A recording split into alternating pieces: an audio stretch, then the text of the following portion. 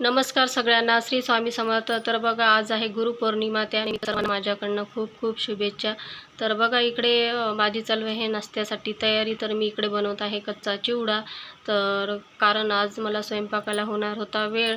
आज आषाढी पौर्णिमा आहे, त्यामुळे मला नैवेद्य वगैरे दाखवायचा होता आणि मला आज स्वामी समर्थ महाराज यांचे पारायणसुद्धा करायचे होते। त्यामुळे मला पूजेची मांडणी करणे, पारायण करणे यासाठी मला खूप जास्त वेळ लागत होता आणि म्हणून म्हटलं मी यांना, माझ्या मिस्टरांना आणि मुलांना की तुम्हाला मी नाश्ता बनवून देते कच्चा चिवडा, तर ते तुम्ही खाऊन घ्या। तर बघा, अशा प्रकारे मी छान मुरमुऱ्यामध्ये कांदे, शेंगदाणे, फुटाणे वगैरे टाकून छान असा चिवडा बनवला आणि मी माझ्या मिस्टरांना आणि मुलांना देऊन दिला। तर बघा, इकडे माझी चालू होती कुकर लावायची तयारी। तर बघा, मी इकडे कुकर लावून दिलेला आहे आणि यानंतर चालू होती माझी भाजीची तयारी। तर आता भाजी तर ही लागणारच आहे, कारण नुसतं वरण भात तर खाणारच नाही आहे।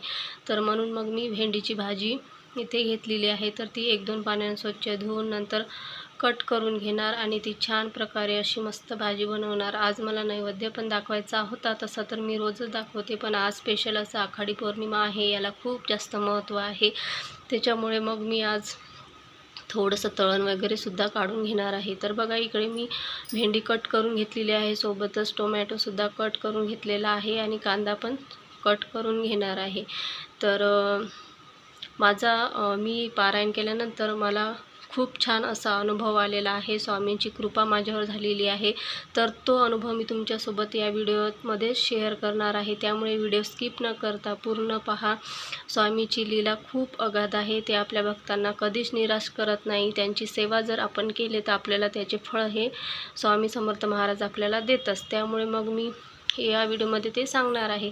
तर चला, मग मी भेंडी वगैरे कट करून घेतलेली आहे। तर त्याआधी मी इकडे भज्यासाठी बेसन भिजवून घेत आहे, कारण आज मला भजे पण काढायचे होते आणि सोबतच कुरड्या पण काढायच्या होत्या। तर बघा, इकडे मी भजे काढण्यासाठी घेतलेले आहे। छान असे गरम गरम भजे काढले आणि त्यानंतर मग मी कुरड्यासुद्धा तळायला घेतल्या। तर ह्या कुरड्या तांदूळाची खिचे आहे, जे उन्हाळ्यामध्ये बनवलेले होते, तर ते मी इथे काढून घेत आहेत आणि खूप छान बघा छान असे ह्या फुगत आहे। आणि त्यानंतर बघा, इकडे मी फुलं, आमच्याकडे फुलं म्हणतात याला, तर हे फुलंसुद्धा तळून घेत आहे नैवेद्यासाठी। हे मी स्पेशल काढत आहे, तसं तर आमच्याकडे तेलकट जास्त कोणाला आवडत नाही, पण नैवेद्यासाठी म्हणून हे मी काढत आहे। तर यानंतर बघा, छान अशी माझी इकडे भजी आणि कुरड्या काढून तयार झालेल्या आहेत।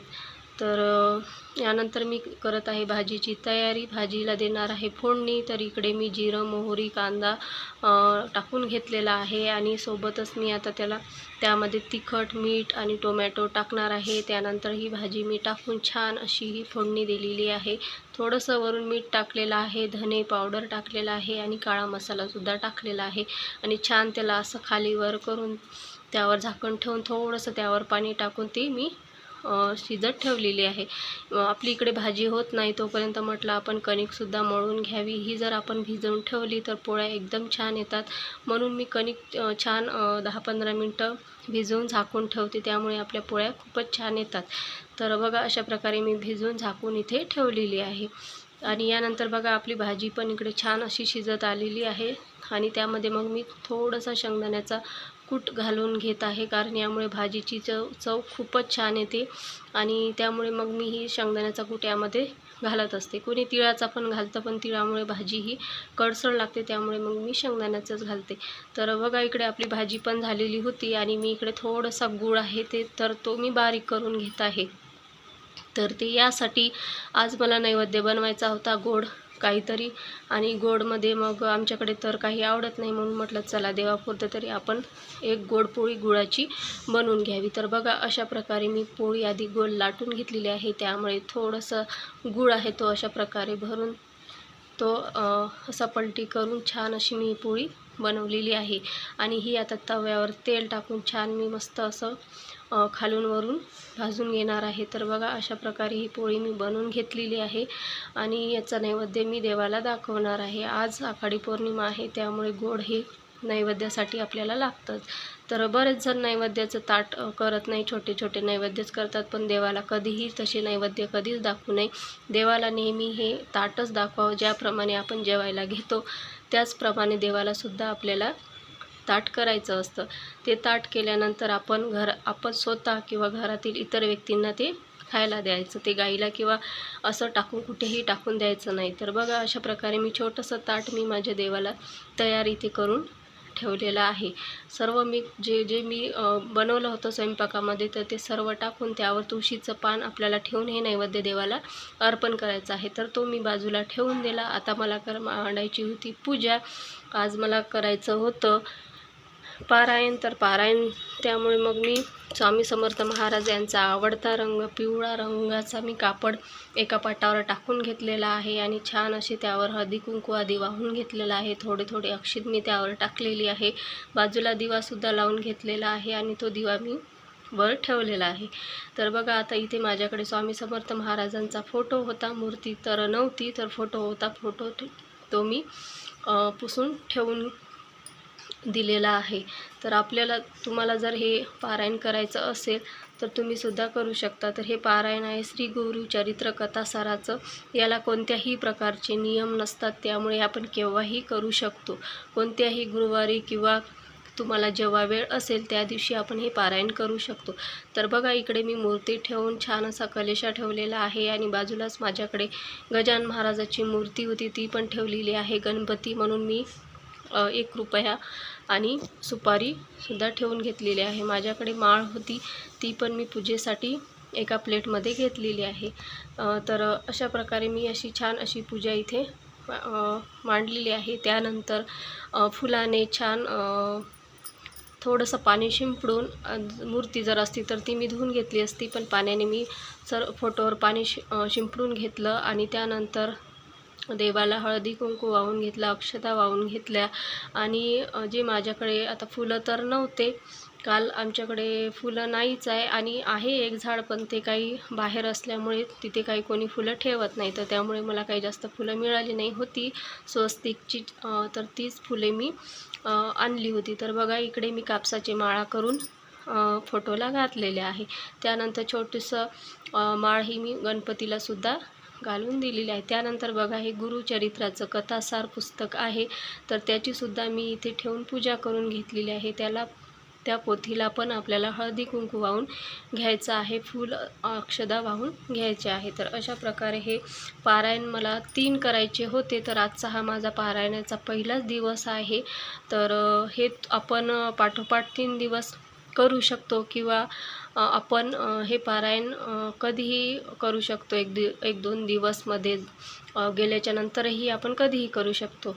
तर अशा प्रकारे मी इथे पूजा करून घेतलेली आहे आणि गुळ फुटाण्याचा नैवेद्य मी ठेवलेला आहे. ते ठेवण्यापूर्वी खाली मी पाण्याने चौकोन काढून घेतलेला आहे आणि त्यावरती मी ते प्रसाद ठेवलेला आहे आणि प्रसादावर तुळशीचं पान हे ठेवलेलं आहे. तुळशीचं पान ठेवल्याशिवाय ते नैवेद्य अर्पण होत नाही असं म्हणतात, म्हणून मग मी तुळशीचं पान ठेवलेलं आहे. अगरबत्ती लावून घेतलेली आहे. त्यानंतर पाठाभोवती छान अशी मी सुरेख रांगोळीसुद्धा काढून घेतलेली आहे. तर अशी प्रकारे आपली छान पूजा इथे मांडून झालेली आहे. तर इकडे बघा, मला पारायण करायचं होतं त्याआधी आपल्याला अशा प्रकारे हातामध्ये पाणी, फूल, अक्षदा घेऊन संकल्प करायचा आहे की हे स्वामी समर्थ महाराजा, मी तुझ्या पारायणाला बसणार आहे. ते पारायण चांगल्या पद्धतीने पार पडू दे. कोणत्याही मध्ये अडचणी येऊ नको देऊ, संकटे येऊ नको देऊ, तर चांगल्या पद्धतीने पार पडू द्यावेत असे आपल्याला संकल्प म्हणून तो पाणी ताम्हाणात सोडायचं आहे. तर अशा प्रकारे मी ते संकल्प केला. त्यानंतर पोथीला सुरुवात केली. तर या पोथीमध्ये 1 ते 8 अध्याय आहे. तर ते पहिल्या अध्यायापासून 8 अध्यायापर्यंत वाचावे, म्हणजे तेव्हा आपलं एक पारायण पूर्ण होते. तर अशा प्रकारे माझे पारायण झाल्यानंतर मी आरती करून घेतली आणि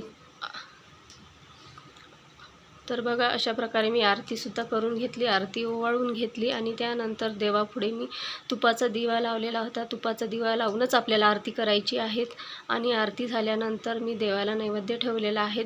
नैवेद्य हे सुद्धा आपल्याला तुळशीचं पान ठेवूनच अर्पण करायचं आहे, तेव्हाच तो पावत होतो असं म्हणतात. त्यानंतर मी थोडासा तुकडा एक घास काढून मी देवाला चारला आणि त्यानंतर मी तो ठेवून दिला. तर अशा प्रकारे बघा मी छान अशी पूजा बनवलेली आहे, मांडलेली आहे.